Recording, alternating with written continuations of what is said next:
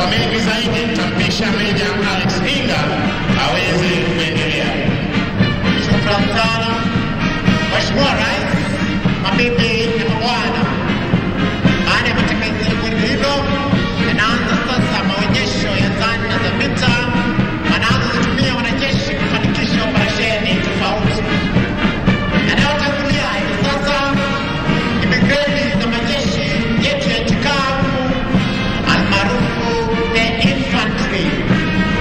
Wanatangulia hapa na magari aina ya Deraya, ukipenda Armored Personnel Carriers.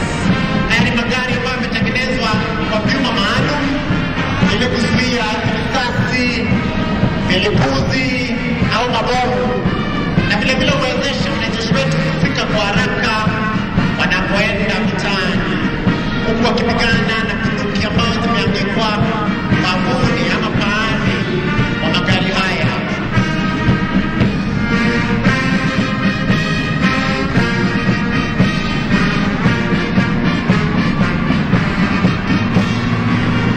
Nyuma ya magari haya kuna magari maalum ya kubebea mizinga inayojulikana kama 81mm mortars, ambayo inawezesha wanajeshi wa infantry kupigana wakitumia mabomu kukabiliana na adui.